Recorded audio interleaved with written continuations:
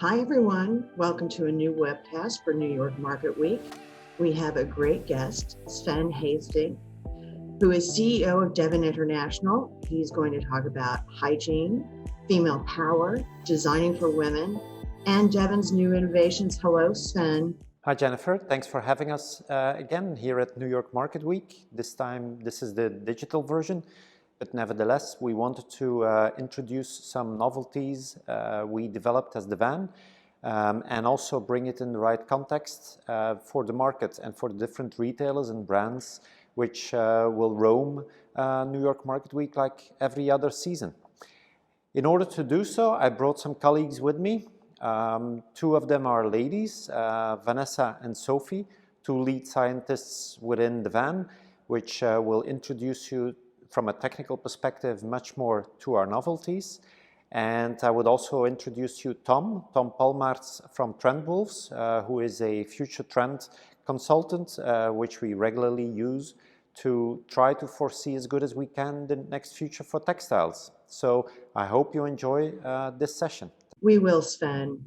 But before we start our conversation, let's first take a look at the company Devan, a short introduction video.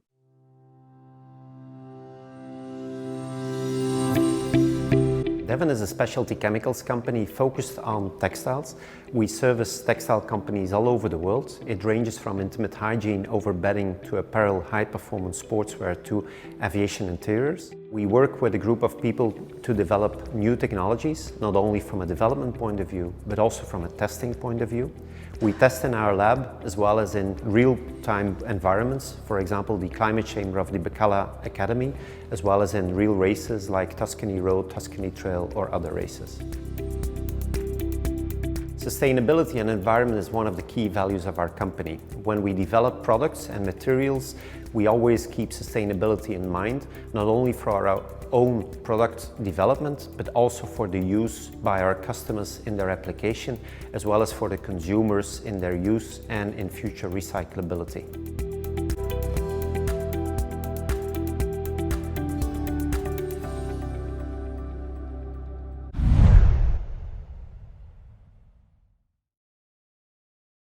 How's the consumer's thinking around sanitation and cleanliness change during the COVID era, and how can products to address that? Well, indeed, it goes without saying that the last year has been very impactful on how women, mothers, family members, I think every one of us has been much more involved with cleanliness and hygiene than ever before. I think throughout the world we have been bombarded by messaging that we should wash our hands much more frequent, much more thorough, much longer. So there's an overall much bigger awareness, call it this way, of hygiene and cleanliness. So yeah, in the last year we have seen a much stronger demand for typical hygiene products, call it antimicrobials, call it virus reduction solutions, whatever you would like, to be put on textile, whether it's bed sheets, whether it's pillows, whether it's mattresses, but also on clothing aspects. Beyond the pure textile use, we also see that our antimicrobial solutions and virus reduction solutions are also now implemented on hard surfaces to really offer that extra cleanliness and comfort of mind to the different families.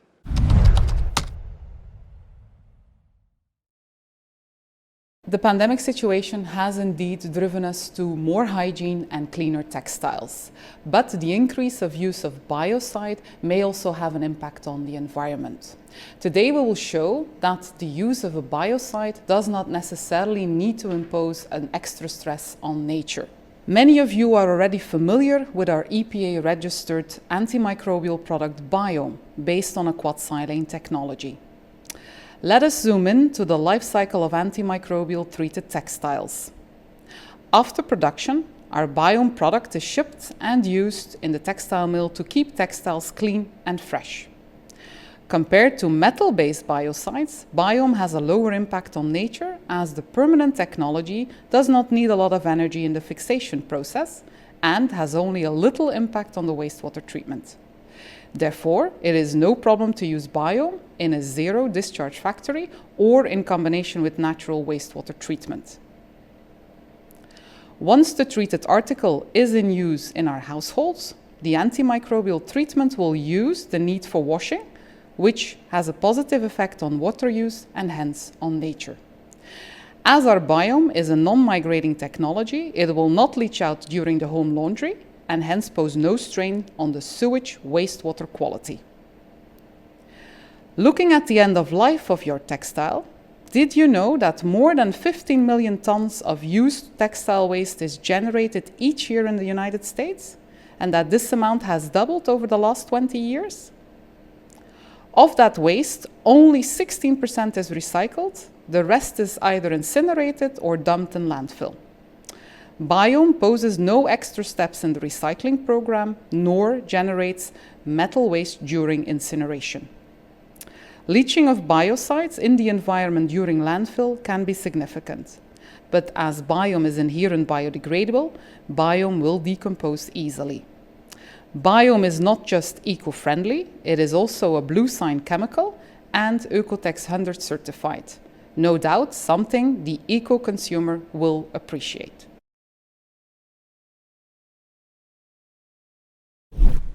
Besides the typical hygiene and antimicrobial virus reduction solutions, we also see an increase in our allergen reduction products.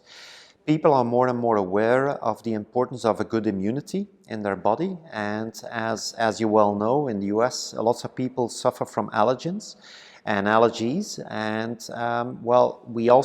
therefore we also see a stronger demand for these kind of products. Our Purissimo solution, for example, not only covers for pet allergens, but also has to do with dust mites, and now also increasingly we have very good solutions for pollen allergy. So Purissimo is a natural solution based on probiotics. Probiotics you may already know from nutritional supplements or dairy products like cheese and yogurt, but they're also frequently found in drinks like kombucha and in other food ingredients like miso, tempeh, kefir, etc. As you probably already know, probiotics can help you to maintain a well-balanced gut microflora, but in fact that's not all they can do. As Sven has already explained earlier, they can also help you in reducing allergen levels in your home environment. Inside your house, the most commonly encountered allergens are originating from pet dander, house dust mites, grasses, and trees. When a certain level of exposure to these allergens has been exceeded, allergy symptoms may arise. The level of sensitivity to these allergens is strictly personal and can therefore vary from one person to another. What many of us do not know, however, is that when you suffer from an allergy, you're most likely not allergic to a single allergen, but to different types of allergens, and that on top of that, the effects of multiple allergens can add up. This means that combined lower concentrations of multiple allergens can also cause you to exceed your symptom threshold and provoke an allergic reaction. By treating textiles with Purissimo, you can significantly reduce the amount of allergens in the indoor environment and thereby decrease your exposure and symptoms and increase your comfort and quality of life. How much of that change is permanent? The start of 2021 is the start of vaccination process, but from a global perspective, it will take a year, 2 years until we will all be vaccinated. So it's going to take some time to go back to normal. But then the question is, indeed, what is that normal? What will remain after the COVID crisis? And if you look at the past, if you look at deep crises on a local level and even on a global level, you always see that at the end people go back to their normal life, but some things changed.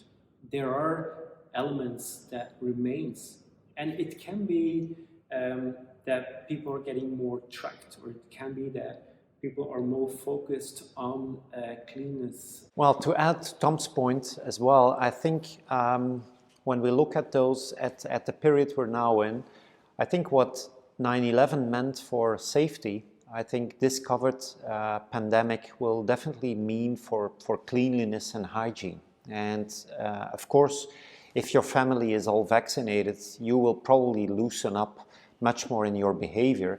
And even with the friends and families you know who visit you and who you know well, who you trust well, who also have been vaccinated.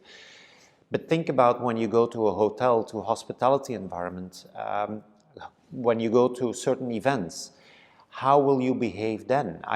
I believe that the companies in the hospitality world, in the eventing world, will be much more focused on hygiene in a much longer period of time than just the period to get everybody vaccinated. So in how much is it permanent? I do agree with Tom. I think we all hope to go back as quickly as possible to some form of normality with the people we like to have in our bubble, we like to have in our extended bubble.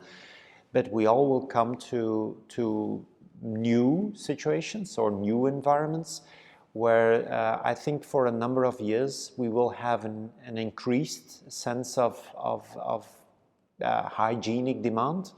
And that probably will take, 2025 or even beyond. So I think that is an element we should take into our consideration when we develop new collections as well and think about future functionality on hygiene. Can we talk a little bit about the status of women globally and their purchasing power, Tom? It's true, the status of women is changing the past years. Few levels. First, education. We see that women are becoming more and more highly educated. For instance, in Emirati, we see that women, 43% of women have a high degree in school. And men, it's only 25%. You see worldwide, women are getting smarter than men. And then it's not only education, it's also truly power. The Spanish government, 2 out of the 3 people in the parliament are women. And actually, in the US, you have the first female vice president. So it's not only that women are getting smarter than men, but also getting more and more power than men. Is there any difference in the priorities for married women versus single women? I think you have to know that the idea of a traditional family is changing. And you, from a communication perspective, from a marketing perspective, definitely also from product design perspective, you need to think about this. For instance, the number of singles is rising worldwide. Different cities worldwide now already 50% of our households are existing of one person sometimes with a child, but only one person. So the number of singles is rising.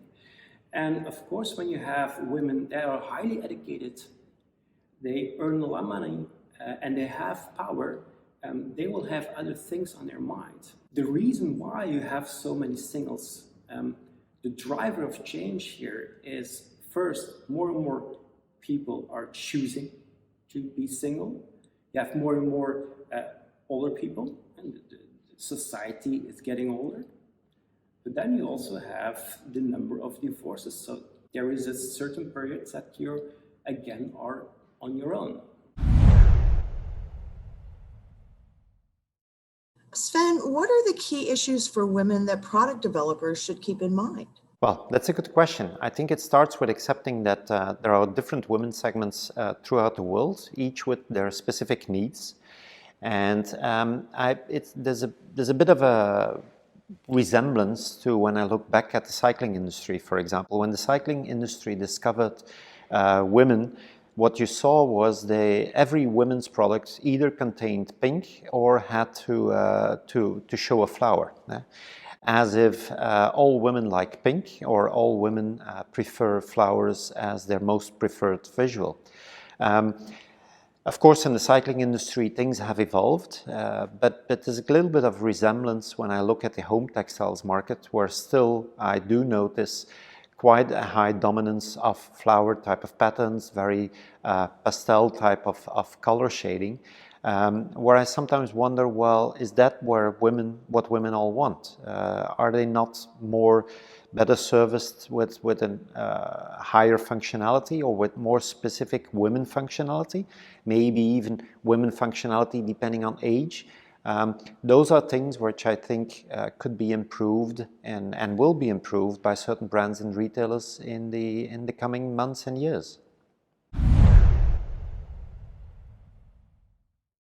How important is the concept of body positivity and body respect? Well, body positivity or body respect is undoubtedly a very strong sociological movement that has been going on for now a number of years. I think when you look internationally, you will see that quite a bit of women have abandoned the archetype of skinny models. So as we all know, everybody is shaped differently, and that does not always coincide with how marketing visuals would like us to believe. So in the build-up to this inspiration note, we looked into how various retailers across the entire textile scala is showing women.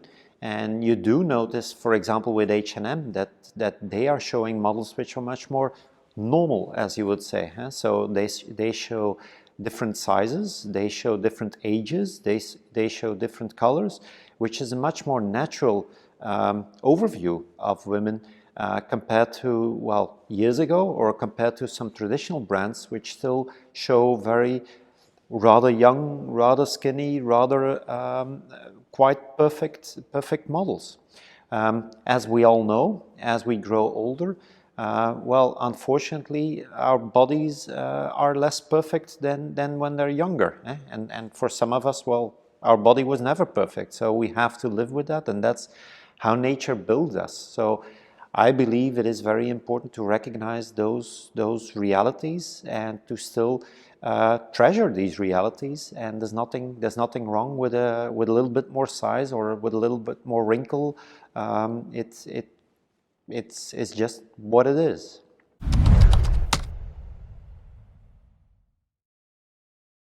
Well, Sven, what do women want? Well, when looking at other markets close to the hearts of women, like for example cosmetics, we see a drive towards traceability, sustainability, and the use of natural ingredients. And that is why at Devan we have developed a platform to micro-encapsulate natural ingredients like fragrances and other revitalizing actives. A few examples are fragrances like citrus and wild mint as part of our new Textile range. For these products, we use traceable raw materials, and we can prove that the complete formulation is more than 90% bio-based. If desired, we can also micro-encapsulate vegan, halal, or kosher certified ingredients. And well, Sven, that is how Devan can help to create highly functional textiles for women. What are the purchasing triggers around these issues? With regards to the triggers, consumer triggers, well, there's no single answer to your question. The point, what we believe, is that it goes beyond just fabric or color. We think that that women are much more holistic shoppers, and that currently women are too much reduced to just color and certain fabrics. Probably most likely we could add much more functionality to home textiles and to show them that, for example, by adding a scent or by adding hydration to nurture your body, or by adding our Revital Q10, for example, to prevent further or to reduce the aging effect of your skin, could be a very welcome addition to people's collections. Even in home textiles, we notice that all these functionalities throughout the last couple of years have gradually increased in importance from a consumer perspective and from a consumer selection. So yes, there are different trigger points, and I would rather invite people to think much more holistically than just color and design. Menopause for many women includes difficulties with sleep. What are the solutions around addressing that? Well, it's a good question. I think there are two areas where I think textiles, home textiles, could bring an advantage to women in their menopause. As one of the very obvious topics, obviously, are the temperature swings and the hot flashes that menopause women encounter, were obviously very automatic. We think about cooling and moisture management functionality to your home textiles. Think about extra cooling levels, for example, with our biotones of cool on your pillow or on your mattress pad, but also for the high wash requirements of your bed sheets, for example. Our Move and Cool solution could be an interesting combination of a balanced form of moisture management with certain levels of thermoregulation. So those are kind of the obvious go-to functionalities for menopause women with regards to the very sudden temperature swings during the night, but also during the day.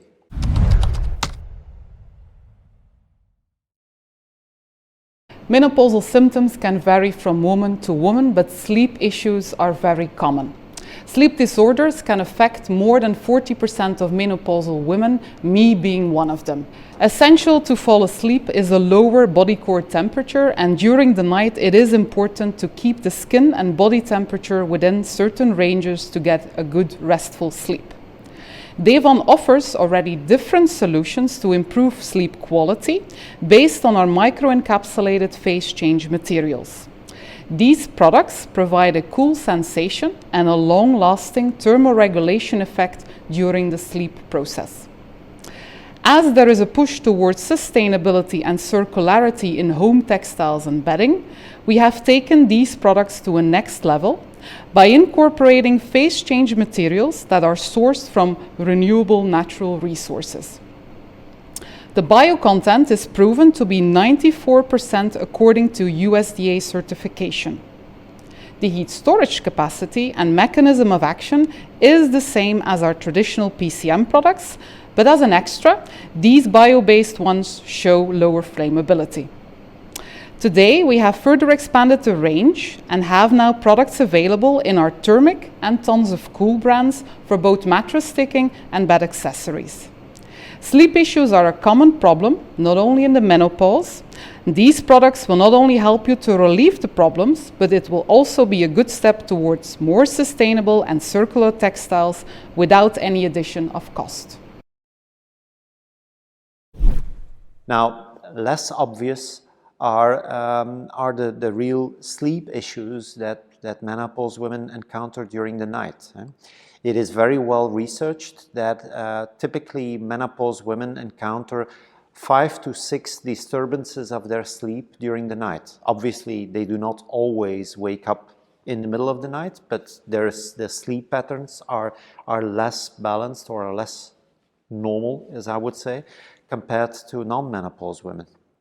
Now, as you can imagine, if you don't have a good sleep during the night, and not just one night, but nights after nights after night, that becomes a very serious issue for these women. And not only when they wake up, but also, well, as it gradually goes on for days in a row, it really becomes a pattern that could affect them during the day as well. From that perspective, it could be interesting to look into sleep promoting functionality in the bedding arena. So things like our vital valerian root with chamomile, which is historically a Central American, Southern American sleep aid, which we have been selling quite well in the US for several years now, could be of interest. Also CBD, which was very much of a hype pre-COVID because of its calmness and its calming inducing effects, could also be very helpful for to add to your pillow or to your bedding products or to your sleepwear. So I believe The most obvious ones are what is cooling and moisture management related, maybe less intuitively, but really important is how can we maintain and how can we install a very good sleep pattern and maintain a sleep pattern. And I think menopause women will be very grateful if they could have these solutions much more.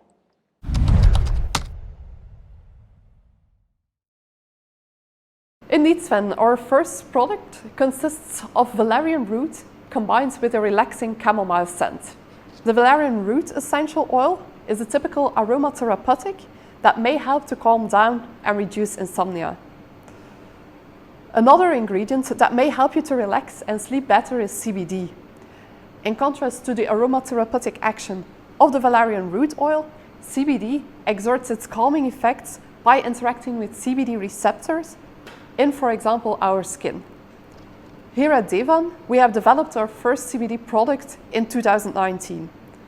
In the meantime, we have investigated several other synergistic ingredients that can create a so-called entourage effect together with CBD. Ingredients like lavender and CBG can be combined with CBD to boost its effects. Currently, we're also looking to add CBN to our range. For all those CBD-related developments, we use a reliable and traceable US source for which we have performed extensive third-party lab testing. What are the challenges of messaging around menopause? Menopause remains a really difficult topic, a taboo topic. Although the numbers, it's incredible. Every day, 6,000 women in the US are reaching the menopause. In UK, 1 out of the 3 women in UK, they already are in menopause. So it's enormous. It's a really big amount of customers. I agree with Tom, Jennifer. It's indeed not an easy topic to communicate from a marketing perspective. Having said that, like Tom is saying, it's a very specific group, and if you look to how long women are in menopause, it is for a number of years. So it's not just a season where people have those issues. We believe it is something where people really are willing and looking to buy something that suits them to ease their way through that phase in their life. So I can well imagine that online home textile players, for example, make a specific offering and add the right tags to those products online so that they can really cater for that segment. Longer term, probably traditional retail could also step in. I mean, of course, you can make specific messages on your packaging, but the easiest will probably be just with a very well thought out online program supported by social media. So I really would like to welcome all the online players to think with us how to serve the menopause women in a much better way than they are able to get today. Well, thank you both. I think you brought a lot of insights to this conversation. I really appreciate it.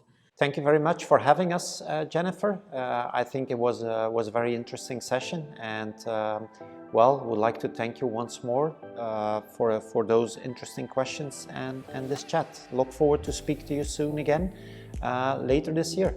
Bye. And to everyone who joined us, thank you so much.